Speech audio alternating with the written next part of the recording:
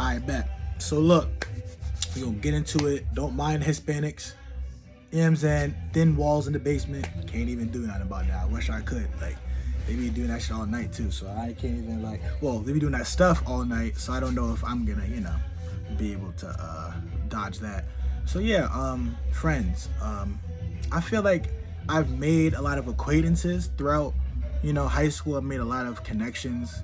And that's the thing. People tend to differentiate connections, acquaintances, and friends. Like, people don't have many friends. And I feel like people adults say that and everybody's like, oh, whatever. You know what I'm saying? I have my friends right here. Like these are my acquaintances and my friends. Like, these are people who I hang with every day. And it's just like, that's not the case. Like, just because you hang out with somebody doesn't mean they have their best interest at heart. And that was really crazy to me, because I've realized throughout my span of even freshman year, right? I got into a fight that really wasn't even my fight. Like, it was just because, and I was very conscious of that. I was like, I'm just trying to get into a fight because I'm trying to see what these older kids are talking about while I'm younger. So, we did that. And it's funny because that same guy who got into that fight, and originally because I was cool with him, and he had two friends who were he had two people that were gonna fight him. And I'm like, oh, I'm not about to let him get jumped. You know what I'm saying? Let me just go on for my boy. You know what I'm saying? And get that together. But it's funny because the same people who are his friends today, regarding that situation, wouldn't have jumped in that fight for him or didn't offer to, because there was a group FaceTime people got added to, and the only one that was talking they was about to do something was me. Like, I felt like, because that's the type of person, I'm very violent. That's why I play football. But it's just people. Even today, I don't even speak to that guy like that. Like, that's the crazy part. Like, you will go to the utmost extreme for somebody, and they won't do that for you. And I feel like the first time that I experienced a true friend connection with somebody, when I was of age to understand what that was my friend in Texas. And she moved to Texas. Actually went to my school freshman year and then moved. But yeah, I feel like I was the only person I could really be myself with. I was myself with her all the time. She was herself with me all the time. I remember when we first met, she's like, bro, I don't even put my face in the camera when I talk to people. And at first, I was one of those people that thought that, oh, you can't be friends with a girl. Nah, you know what I'm saying? They're the other gender. You know what I'm saying? We're supposed to procreate with that. But at the same time, some connections you just can't explain. It's just what it is. And now she's my best friend that I can talk to about anything. And she understands a lot of my problems. But there's just some people you don't go to for certain things. And I feel like in high school, people feel like their business should be a lot of other people's business. And then when stuff flips and the situations where people want it to be, people just end up not being there for them. And then they feel like, oh, I got to crash out. You know what I'm saying? My friends don't like me, but they were never your friend to begin with. Just because you smoke with them or you drink with them or you might fight with them, they might not have your best interest at heart. That's what you got to be prepared for when you step into life. And I feel like I really experienced that when I lost my best friend not lost because he's still alive, but you know what I'm saying?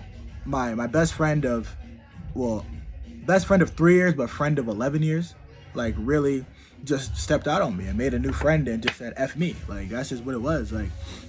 And I could slowly see that when we were playing the game, and he would favor other people over me. And it wasn't a selfish thing because we have this bond, and he just made that with somebody else. And he's being like, oh, well, I'm about to go play with the game with him. Bye. Why can't we all share the same experience? Why can't we all play the game together? And I feel like you should take those things personally. You should be like, okay, well, he feels this way. I'm going to go this direction. And then the part where it's important is the communication. And I communicated with him on multiple occasions that, yo, bro, this feels weird. You have a girlfriend, so it's not like you're playing a game every day. You're playing it on Saturdays, mostly, because I have a football career, he has a football career. That's what we wanted to do. And it got to a point where he was using that day to spend it with the other guy. And I'm like, wow, I didn't know friendships could mean that little to somebody, that they can make that such a split decision. Because we also had a friend in the same friend group who left us, we've all known each other since kindergarten, and he left us to go be, have a girlfriend. And then he didn't care about the consequences of that. He didn't care about the repercussions of that in the future. He just be like, okay, well, this is my life. This is my girl, this is my life. And guess what happened? Said girl left him. Then he didn't have us anymore.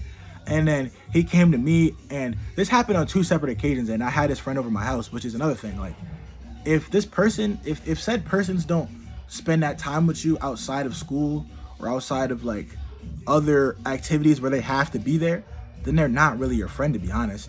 Like, are they going out of their way to spend time with you? Are they going out of their way to like make sure you're okay? Like, you know what I'm saying? They might be doing something like, oh, bro, I just thought about you. What you doing? Like, and I feel like that's what I counted personally. Like, I have a lot of people who claim they're my friend or claim they know me or claim like I'm this, that, but a lot of people I claim that I don't even talk to out of school like that. Like, they might send me a reel, I might send them a reel, but a lot of the friends I really have I made through football, and even then, I only talk to two of them now, like, that really keep up with me and I keep up with them.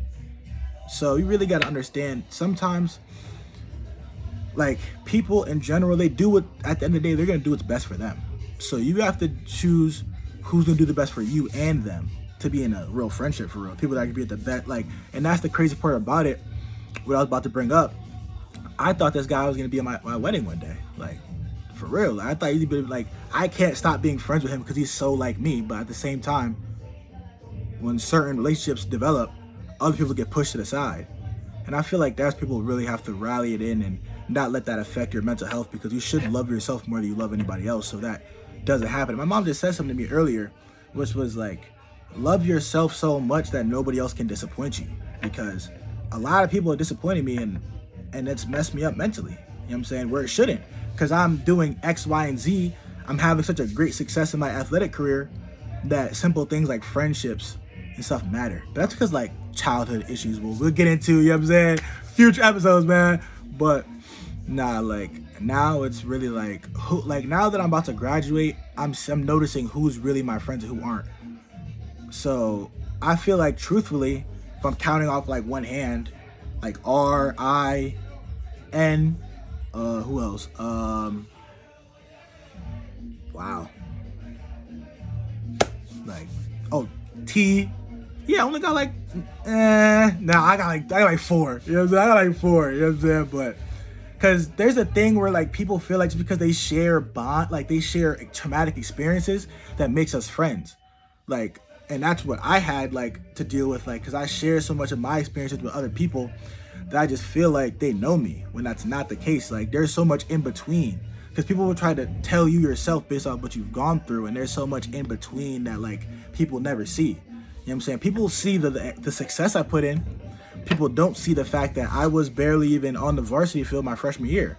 Now, I got on the varsity field like a quarter way into my sophomore year, but still, like, people don't know that, like, a prospective athlete, somebody who's really athletic, didn't just get there overnight. Like, if I wasn't this height, if I didn't have good enough genetics to be this strong, I wouldn't even have been in a position I am now. Because I'm just now starting to put in that work where it's like, okay, I want to be a D1 athlete. This is how I have to live. And that's made it aware. I'm aware of that now, because I don't have the luxuries of the fake friends. Like, fake friends tend to be a luxury. And it's a luxury because it distracts you from life. Like, I feel like if I was distracted from life, it would have definitely been a lot more satisfying to just go through high school. But at the same time, I was alone a lot. Like, I was alone in it, and being alone definitely helps trigger a lot of thought. And I was thinking to myself, okay, what's my career path? Because football is a luxury. I might not do that. Like, it might not get there. So it just really just made me look at friends and, like, who do I have to fall back on? And it's really nobody. Like, yeah, somebody can be your friend, I guess, but look at my friend in Texas. She's however many miles away. I only speak to her through FaceTime. We don't text that much, but I really feel that bond with her. She feels that bond with me. So regardless of how much time I can spend with her, she still has her own life, you know?